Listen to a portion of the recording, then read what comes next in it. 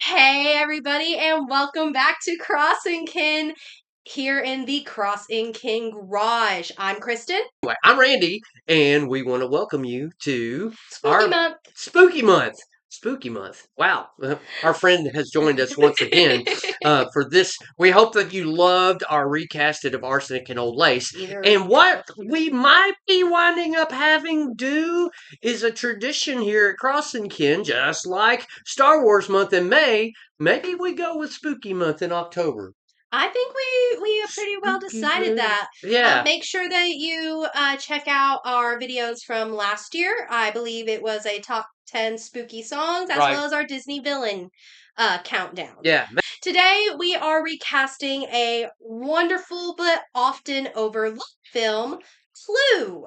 I believe it is from the 80s. Correct me if I'm wrong. No. Um, and it is based off of the board game. I believe it was originally called Cluedo, or that was the Japanese name or something like that. But that is neither here nor there. It is called Clue to us American audiences. The board game was based on a murder mystery, Mhm. which you were engaged to solve, and one of the players winds up being the killer. You will often hear on like cop shows or any sort of mystery thing, it's Miss Scarlet in the conservatory with the candlestick Or it's something like that. It's very simple: character, location, weapon. So why wouldn't they make a delightful murder mystery involving all of these players and then let Tim Curry be the one corralling them? the great Tim Curry. Oh, the fabulous Tim Curry, and we will talk about him more as we roll on. But this movie, I didn't discover it until a couple of years ago, and then I got Dad to watch it with me, and we cackled. In retrospect, that was not my first watching. Oh, really? Yes, I come from the days of cable, and HBO was a new thing, and HBO ran it.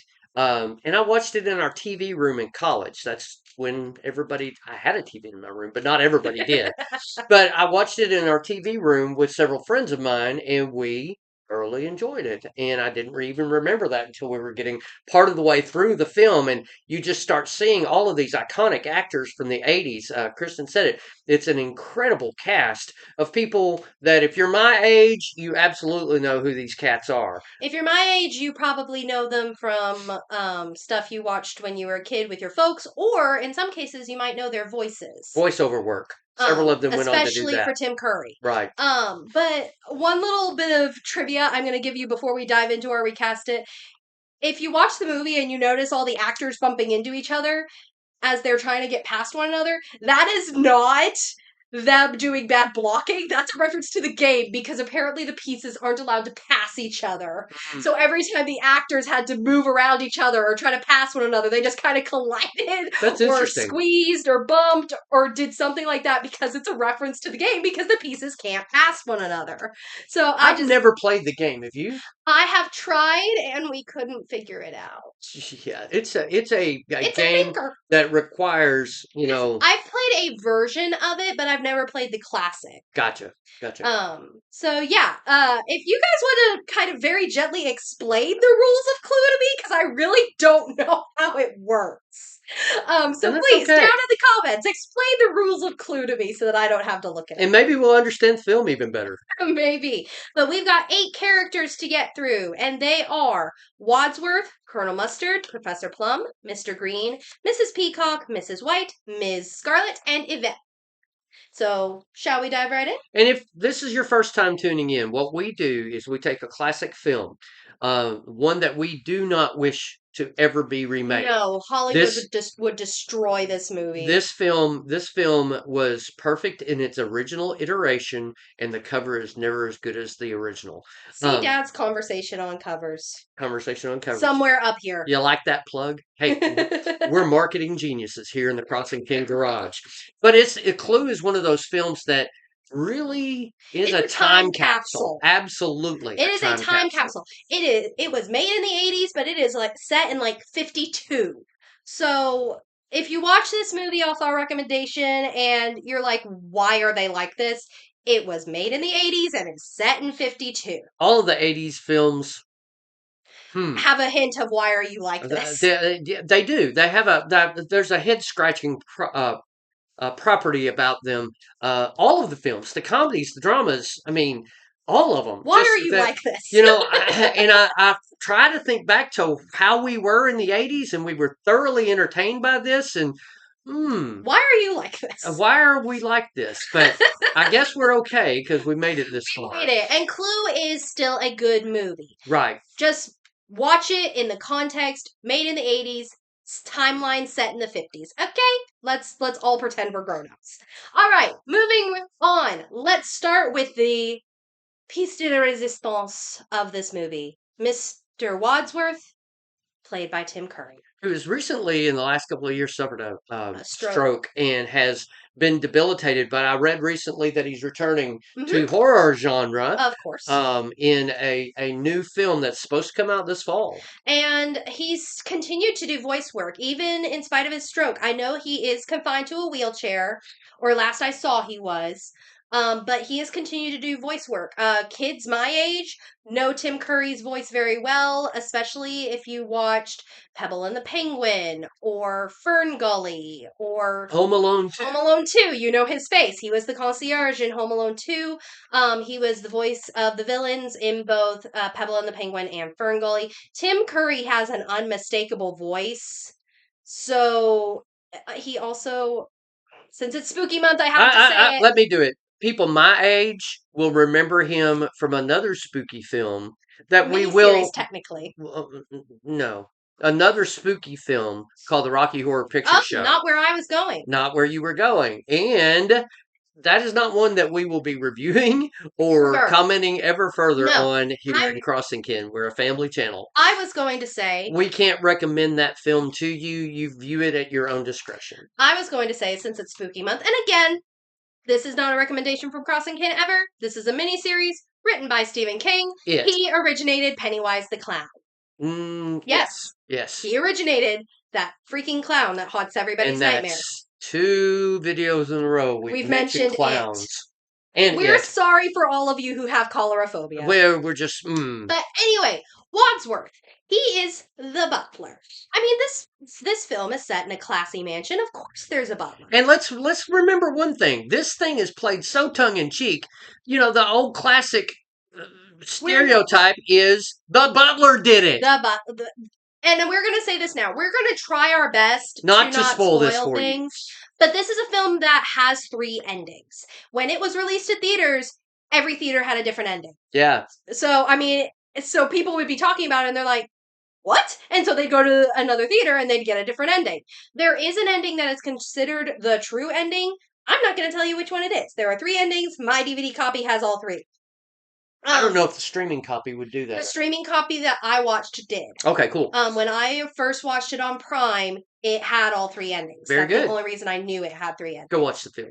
Go watch Clue. It's lovely. We're going to try our best not to spoil anything. Wadsworth is the butler. He's kind of the one bringing everybody together and making all the plans and just trying to figure all the things out. But he also has some of the most sassy, best lines in this movie. He invented sass with this movie.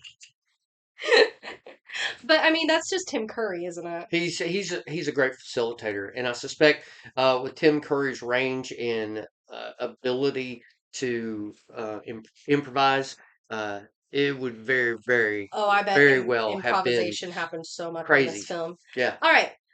Shall I go first? Absolutely, please do. My Wadsworth is Simon Pegg. He is British. I think he can do the sass because he sasses so much as both Reba Cheap and as Benji in the Mission Impossible films. I think he still has the physicality to be able to do all the running that Wadsworth does around this mansion.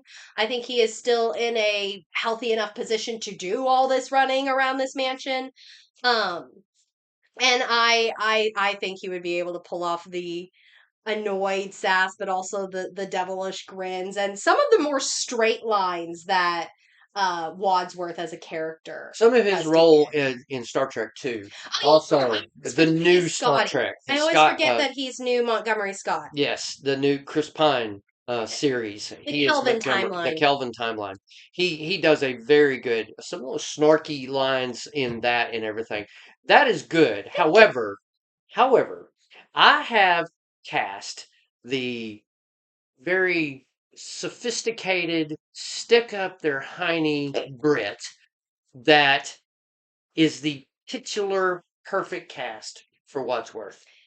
He is Greg Ellis. If you don't recognize that name, he is in some of the Pirates of the Caribbean movies. I think he is basically Norrington's right hand in the first couple. Right. Like he's a side character that you don't even realize is there, and then you just kind of recognize his face. I don't remember him ever having a leading role. I think all of his roles have been supporting At least characters, not anything we've seen. but everything that he has been in just screams Wadsworth to me. That's my casting. I'm not Stick up the your honey biggest Brit. fan. I'm not the biggest fan, I'll be honest, but moving right along. I'm doing the best I can, Captain. That's my Wadsworth. Oh, You yes. you picked yours. I understand that. Moving right along. We have Colonel Mustard, originally played by Martin Mull. Daddy, who is he? Martin Mull passed away 3 or 4 years ago, maybe more than that. He was on Roseanne for a time. He was this 80s sitcom supporting actor who did everything. I mean, I believe he was in Murder, She Wrote. He was in everything that he could possibly be, including Clue. And he was, I mean, he was just good guy to be there. You knew when Martin Mull hit the screen. He had very good screen presence and a good comedic timing.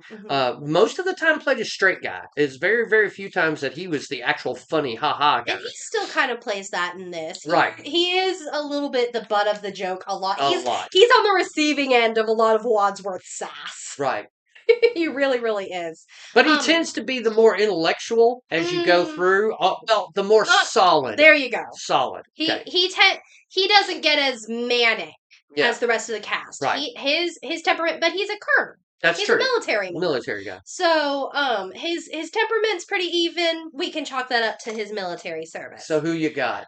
I have Jason Sudeikis. Ooh. Now I'll be honest. I've seen him in like a couple of bit part things, but I have seen him in clips. Now I haven't actually gotten the opportunity to watch the show like all the way through, but I have seen so many clips of him as Ted Lasso, and he is so precious. He has this mustache, and he looks like Colonel Mustard with his Ted Lasso mustache, and he is so genuinely sweet and so charming with a little bit of a southern accent. And he's so funny. Jason Sudeikis is just so naturally funny. I think he's a comedian to begin with. Yes.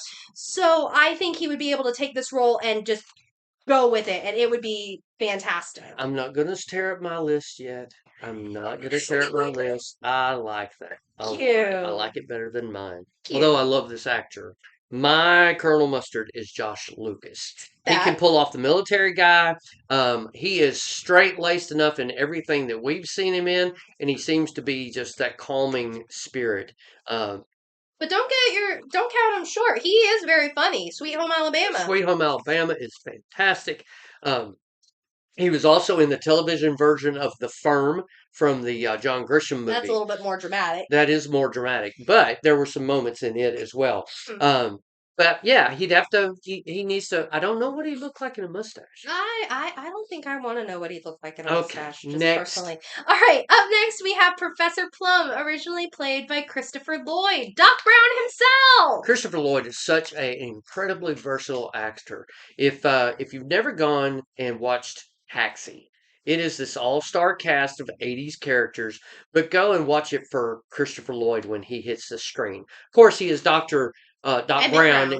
Dr. Emmett Brown in the Back to the Future trilogy, and he has been a myriad of characters since that time. Well, he's still making new stuff. Incredibly, incredibly gifted actor. We cannot say enough about him, and it's one of those things. That's a great casting. Good casting. Yeah, they did great with casting him as Professor Plum. I believe Professor Plum is a psychologist in this, so it was cool to know what they thought Professor Plum was a professor of. And he plays this pretty straight too. Yeah, I mean, his character in Taxi as well as Doc Brown were much more manic as you described it. I'm trying to think of the good word. The best word I can come up with is wimpy. He's a little bit more like he borders the line between almost sinister and a wimp. Like Colonel Mustard is the straight strong guy. This guy is the strong wimp. Okay. Like he's got some strength, but he's also a coward. Like literally one of the first real bits of his character we get is when they're driving up to the mansion. There's the stereotypical like flash of lightning, and one of the other characters asks, "Why did the car stop?" Because he stopped the car, and he goes, "Because it's frightened." And it's just like, okay, so you're the one who's frightened of the big mansion with the lightning and the rain Right. all around it. So I mean, it's a weird dichotomy, but Christopher Lloyd plays it really well. In a character role that you might not be used to. Go see the film. All right, so my Professor Plum is Clark Gregg. Um, best known to just about everybody at this point as Agent Phil Coulson of S.H.I.E.L.D. In the MCU as well as Agents of S.H.I.E.L.D. Um, Clark Gregg, to me, he looks like a slightly shorter version of young Christopher Lloyd. Like, that has always been my, just the way, his Okay. hair to me, Or his lack of it. be nice. Okay. Um, I think he could pull this role off well. He's good at playing intelligent characters, which Professor Plum is to an extent. Um, he is incredibly funny. Go watch Agents of Shield if you want to see just how funny Clark Gregg can be. Also watch any of the lip dub battle between him and Haley Atwell that took place in like 2017, 2019, somewhere in there. The Agents of S.H.I.E.L.D. and Agent Carter cast did a whole lip dub battle, and it was hysterical. We'll tag that for you in the comments. In the description down below. I'll try to tag a playlist of that. But yeah, I think Clark Gregg would be able to find the line between strength and wimp very easily, and I think he'd go along with very well with the rest of the cast that I have.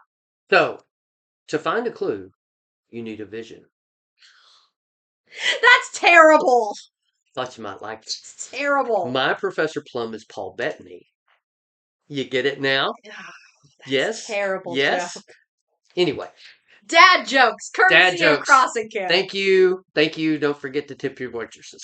Paul Bettany is this gifted actor that he's been in Star Wars. He's been in Marvel. He's been in just gigantic Knight's Tale. Check out our recasted of Knight's Tale.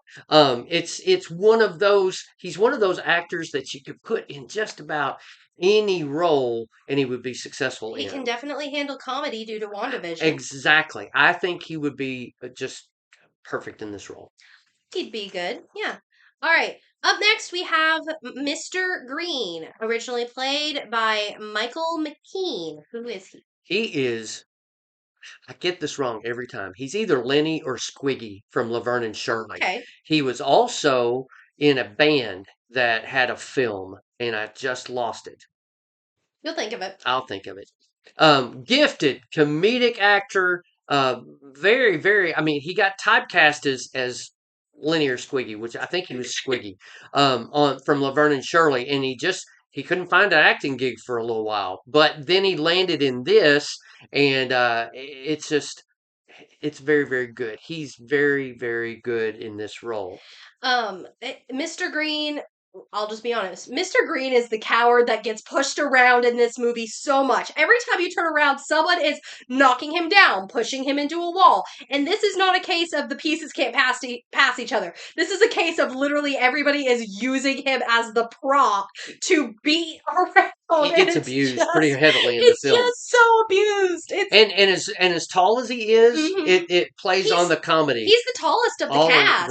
All the way around. Him and Christopher Lloyd are about the same height, and Christopher Lloyd is very tall. So, yeah, it's funny watching all of these people just push this poor man down. I don't know. Maybe I'm a fan of America's Funniest Home Videos, but my Mr. Green is Ryan Reynolds.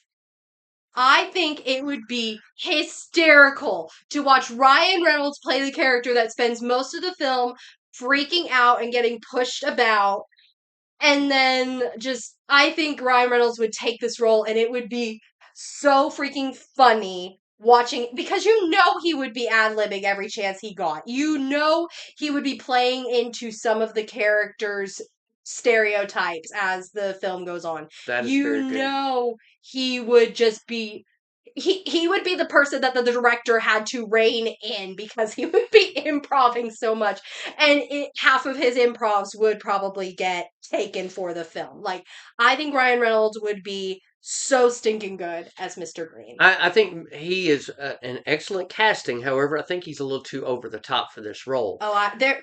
This movie is a little bit like Arsenic and Old Lace. There's no such thing as over the top. That there's truth to that. Remember, Tim Curry was our lead. That is true too. My Mr. Green is Scott Porter. Not a very well known actor. I've Most rec- recently discovered him in Heart of Dixie. most Uh, recently, he was on The Masked Singer as a giant gumball machine. Okay. Apparently, Got a great singing voice too, by the way. He got to sing on Heart of Dixie a couple of times. And this was a 3 or 4 season show from the CW that I thought was pretty good. Tammy and I enjoyed streaming it. But Scott Porter, I think he's one of those actors that comes on the screen and he steals the show. He is this down home, neighbor next door kind of fellow that I think could take the beating. Take a he could be the Timex watch, take a licking and keep on ticking. In this film, plus he needs something that could kind of propel his career a little higher. If you know of him someplace else, please let me know. I would love to see other things that he is in. But Scott Porter's mine. okay. Up next, we have Mrs. Peacock, originally played by Eileen Brennan. Eileen Brennan. Who is she? Eileen Brennan, she was in Blazing Saddles. She had been around Hollywood since the 60s. She has got one of these storied careers as a character, as an actress, that you're like, who is she? Well, she's in everything. She's in right, exactly. Has been in everything. She has this immediately recognizable voice, this immediately recognizable face, and just steals the show anytime that she comes on. Mrs. Peacock is kind of the overreactor and dramatic, but she's also probably the most cheery member of the 6 players from the actual game. That's honestly the best way I can describe her. That's as good as you're gonna get. Yeah. My Mrs. Peacock is Carrie Preston. Currently you can see her on CBS's Elsbeth. She plays the title character, and she is everything that I just described. She can be very overdramatic. She's also very cheery and jittery. But I feel like she would be able to play some of the twists and turns of Mrs. Peacock, and just the slow unraveling of Mrs. Peacock that happens over the course of this film. I think Carrie Preston would take in stride. If you've not seen Elsbeth, go to Paramount Plus and So stream it. It's delightful. it's it's a cop show that is, Quirky. yeah, that's the best way of putting it. Costuming alone, it's quirky. It's a quirky cop show. My Mrs. Peacock. You just couldn't separate them, I could you? couldn't. I couldn't. It's Elizabeth Olsen. It's very, very difficult for me because their chemistry in WandaVision was so good between, and in the other Marvel properties, between her and Paul Bettany. Mine is Elizabeth Olsen. She is. I think she is an actress who needs a role other than Marvel to And be known for. she has done a ton of other stuff, but she's going to be linked to Marvel for She's the going to be foreseeable for the future. Scarlet Witch. And Elizabeth Olsen is my Mrs. Peacock. I think she's got that dynamic range, and she certainly has the facial characteristics to pull off some of the facial humor as well. I think she'd be all right. I like mine a little bit better, but I think yours would do just fine. Up next we have Mrs. White, originally played by Madeline Kahn. I only know her as a voice actress. I think I've heard her voice in a couple of things, but I can't name them. Madeline Kahn was in Young Frankenstein. She has been a part of Hollywood also with Eileen Brennan for quite some time. Always this. Ooh, she is very typecast, and this role is the kind of cast that she is typically cast in. Best way to describe this character is Black Widow.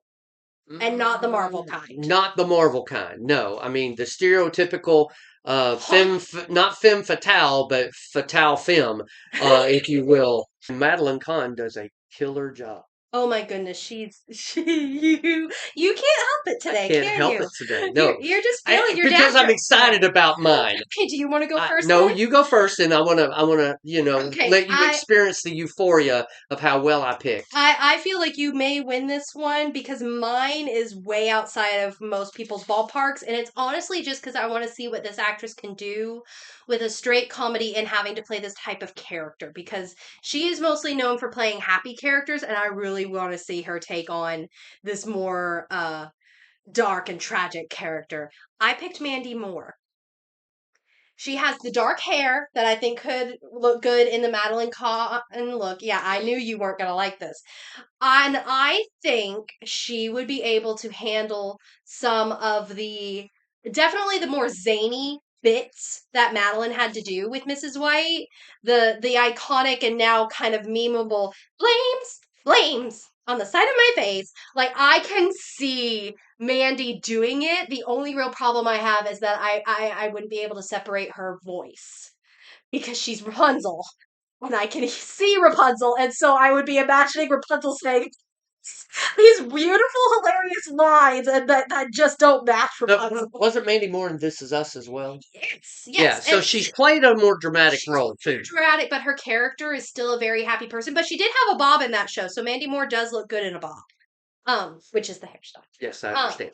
but yeah, I think she would do all right in this role. I think it would be a stretch for her because it's not dark comedy is not really her wheelhouse currently. It's either drama or Disney. But I think she could pull it off. Very interesting. Yeah, I know you're probably gonna blow me out of the water with this one. So However, what you got?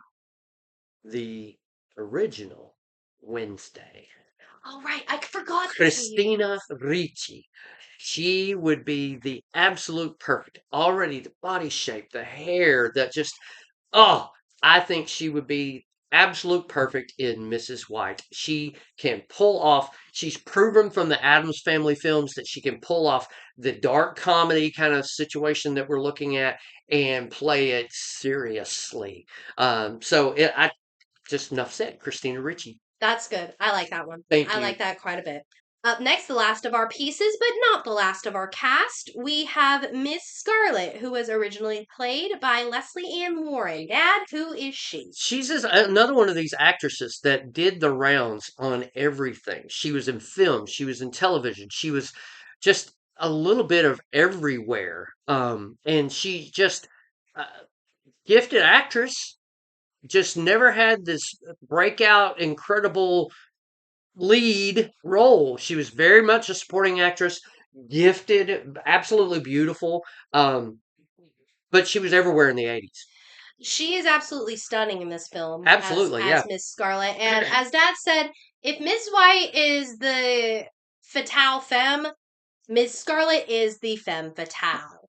Uh, Without being weak. without being weak. No, no, Yeah, no, no, she no. is not weak. She controls a lot of this A game. lot of it. Yep. She controls a lot of this game, and it's delightful. She eats every scene she's in and Right. just kind of takes everybody to task. Again, a lot of the abuse that both that any of the men take is It's from dished her. from Mrs. Absolutely. Scarlet. Yep. Okay, so my Ms. Scarlet is Lana Parrilla from ABC's Once Upon a Time. She played Regina slash the Evil Queen.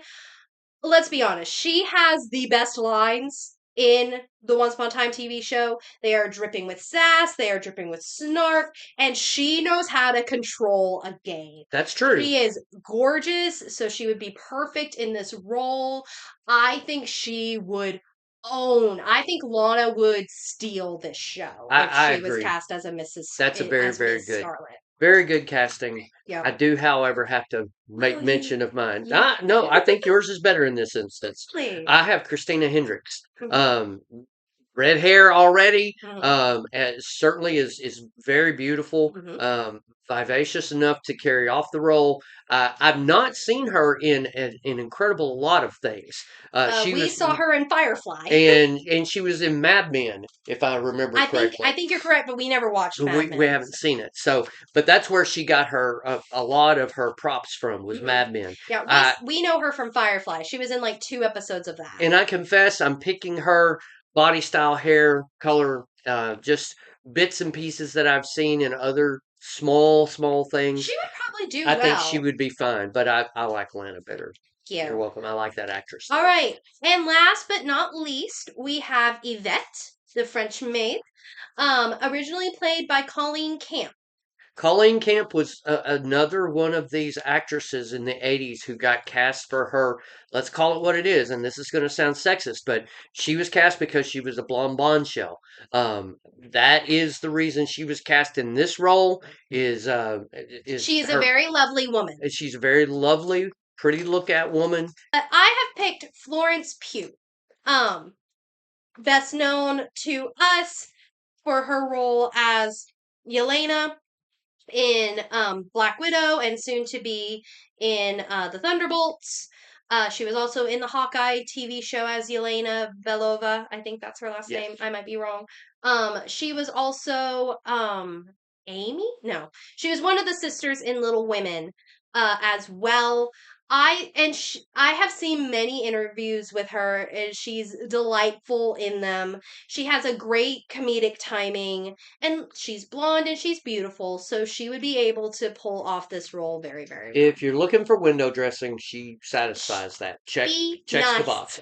I'm just telling you, that's what they cast Colleen Camp Yes, for. yes, I mean, they did, and that's and what the role called for. So I'm yes. not being critical. I'm just explaining that that's what it is. Hmm. And I have I gone think along those lines with my cast of Brie Larson. I think this is a different role for Brie Larson than she's ever played before, and I think it would just be a stretch to her comedic chops. So that's all I have to say about that. Brie would do all right. Brie would do all right. She does have. It's so weird. Marvel is not using the comedic chops that I know Brie has to their advantage yet. Yet, I feel like we'll see more of her in the MCU to come. And hopefully they'll let her be a little bit more funny. But that's it. Yvette was last. So, what do you guys think of our Clue recasted? Did we miss some obvious choices? Probably. I know that people have recasted this of a time or two, and most of the recastings I see have Tom Hiddleston as Wadsworth. I thought about that. I just didn't want to go along with the crowd. Um, Benedict Cumberbatch is also a popular choice for I can Wadsworth. see that. Something I do want to make mention of. There are these people that are not main characters. They come to the door a couple of times. There are about four interruptions, I believe, maybe 4 or 5. And they're played by some decently well-known actors from WKRP. Help me out. Howard Hessman. Thank you. He plays one of them. And like there's a singing telegram. We didn't recast them. Again, they are literally like maybe a couple of lines for all of them. But, however, I would like to posit that if this recast it ever were to come into form, that you cast like the biggest names possible for these poor hapless victims. Get Taylor Swift as the singing telegram. Get Dolly Parton in the dude from WKRP's role, or like Hugh Jackman. Get huge names that you would want to put on the top of the billboard. Have them say 2 or 3 lines and then bye. And pay them Oh boatloads yeah, of yeah, yeah. money. But you know they would be like, I'm in Clue, come see me, can't tell you who I am. And then just get the rug pulled out from under all those Swifties and Hugh Jackman fangirls Or and be just like watch the money roll in. Kevin Costner from The Big Chill. He was the dead body. Or the dude from Weekend at Bernie's. But do something like that. Like Hollywood, if you ever make the mistake of actually trying to remake And there have Clue, been conversations about that. there have been a myriad of them. Please, for me, just do this one little thing for me. Cast the biggest possible names in these 4 or 5 Cameo spots. cameo Yep, spots, and just watch the hilarity and the money roll in. absolutely. But that's all we've got for today. And that's spooky month. Ooh, we hope you were freaked out. Two very, very good films that we highly recommend that you see. And then let us know what you think. Come back and watch Recast It after you've watched the films. Maybe we missed something. Maybe we did not have a clue. We'll have another video in 2 weeks. But until next time, I'm Kristen. I'm Randy from the Crossing King Garage. Have a spooky rest of your October. Happy Bye. Halloween.